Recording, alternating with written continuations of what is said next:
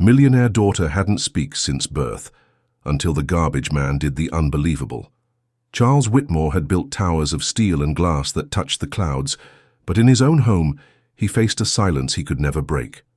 His 6-year-old daughter, Emma, had never spoken a word. She wasn't deaf, she wasn't mute. Doctors had confirmed her vocal cords were healthy. Therapists had worked for years, trying every method they knew. Charles and his wife Margaret had flown her to New York, Boston, even Zurich, clinging to hope that someone somewhere could unlock her voice. But every expert left them with the same defeated sigh. She could speak, but for reasons no one understood, she chose not to.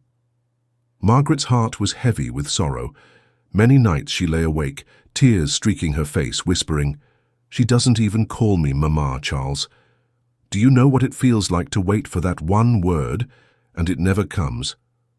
Charles had no answer. He buried himself in work, throwing money at the problem. But money could not buy the sound of his daughter's voice. Their mansion echoed not with laughter, but with silence, a silence that grew heavier with every passing day. Emma wasn't joyless. She smiled. She laughed noiselessly, her small shoulders shaking when she found something funny. But never a single papa, never a single "I'm here." It happened on a Tuesday morning. Charles was on the phone barking orders to his staff when Emma slipped quietly out of the front gate. Margaret's scream shattered his focus. "Charles, she's gone!" Panic gripped him. He dropped the phone and sprinted outside. But Emma wasn't lost. She was standing calmly on the sidewalk in front of a man in orange overalls, the garbage man. His gloves were stained with dirt, and he was hauling a blue trash bag toward his truck. He was the kind of worker Charles rarely noticed, someone invisible to men in suits. But Emma was staring at him with wide, curious eyes. "Hey there, princess," the man said gently, crouching down so he was at her level. His voice carried no urgency, no judgment, just warmth. He didn't flinch at her silence. He didn't pressure her. He simply smiled. Emma giggled. The sound, though wordless, was like a spark in the air. Charles nearly collapsed at the sight. "Emma!" he cried out, running toward her. "Don't bother him. Come back here." But Emma didn't move. She tilted her head as if the man carried a secret only she could hear. The garbage man set down his bag and tapped it lightly. "You know what this is? Heavy, like when you carry too many secrets." He smiled softly. "But if you open it up, it feels lighter." Margaret reached the gate, her chest heaving. "Charles." "He's talking to her." Charles snapped. "She doesn't respond to anyone. No one can reach her." But Margaret gripped his arm, her eyes wide with hope. "Look, she's listening." For the first time in years, their daughter wasn't just silent. She was engaged. She was alive. The next morning, when the garbage truck rumbled down their street, Emma was already waiting by the gate. Her small hands gripped the iron bars as she watched with eager eyes. She didn't speak, but when the man in orange overalls appeared, her face lit up. He waved. "Morning, princess." Emma clapped her hands together, her silent giggle spilling out. Charles stood a few feet away, arms folded tightly across his chest. He couldn't understand it. Years of therapy, endless experts, and yet his daughter was responding to a garbage man. Margaret, however, watched with quiet wonder. Curiosity finally pushed her forward one morning. "I don't even know your name," she said softly. The man smiled. Daniel Hayes." Charles's jaw tightened. "Listen, Mr. Hayes, we appreciate your kindness, but my daughter needs professionals, not small talk from strangers." Daniel only shrugged, crouching down again to meet Emma's eyes. "Maybe she doesn't need someone who expects something from her. Maybe she just needs someone who doesn't." He turned back to Emma and grinned. "You know what I saw yesterday? A cat jumped right into a trash bin. Nearly scared me out of my boots." Emma burst into soundless laughter, clutching the folds of her pink dress. Margaret gasped and covered her mouth. "Charles, look, she never reacts like this." Days turned into weeks. Each morning, Emma was at the gate waiting for Daniel. He never asked her to speak. He only shared little stories, funny things from his route, tales of his old dog, or silly songs he hummed while working. Emma listened with rapt attention, mimicking his gestures, pretending to lift trash bags or clapping when he joked. Sometimes she left tiny gifts at the gate, drawings, wildflowers, even her favorite marble. Daniel accepted them as treasures, tucking them carefully into his pocket. One morning, Charles whispered to Margaret, his voice thick with disbelief, "6 years of silence and she's bonding with a garbage man?" Margaret's eyes filled with tears. "Do you know how many nights I begged God for anything, for her to let someone in? I don't care who it is. Look at her, Charles. She's alive with him." Emma leaned closer to Daniel that day, lips parting as though she wanted to shape a word. Nothing came out. Not yet. Still, Charles felt something stirring inside him that he hadn't dared to feel in years. Hope. That evening, as Margaret brushed Emma's hair, she whispered, "Do you think we've been wrong all along?" Charles sighed deeply. "We've been treating her like a problem to fix, not a little girl who just needs to feel safe." The next morning, Charles did something unusual.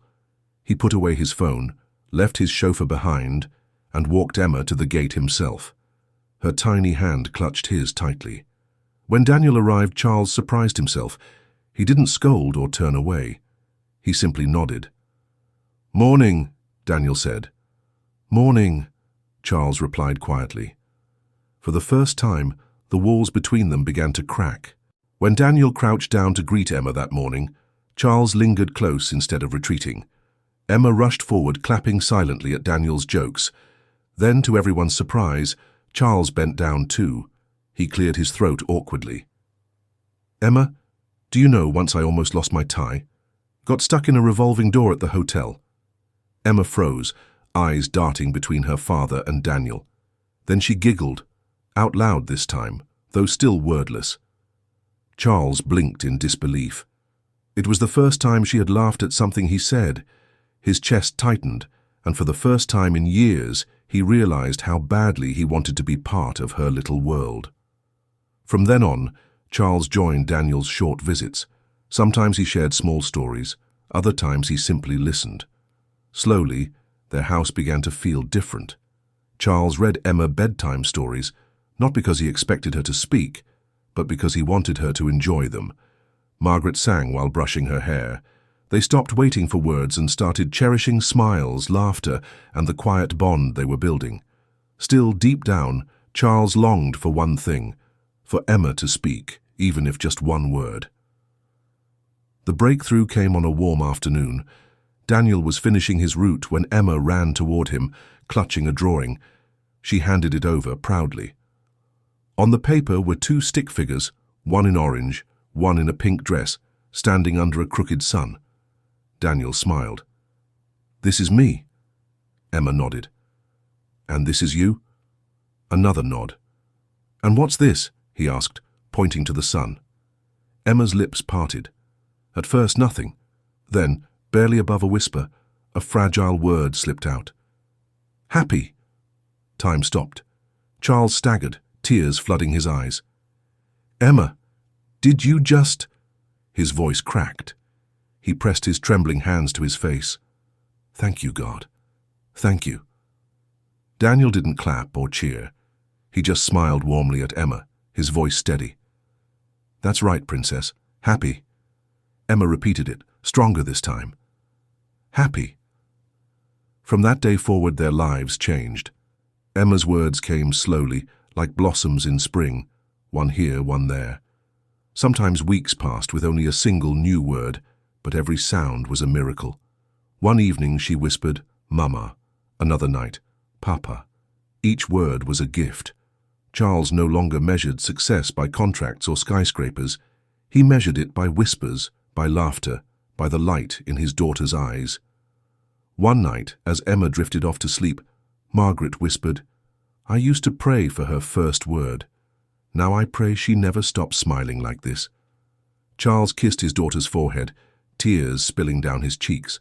"She doesn't need to fill this house with words," he said softly. "She's already filled it with life." Weeks later, when Daniel stopped by, Charles stepped forward, shook his hand firmly and said, "You gave us something no money could buy. Not words. Hope. Thank you.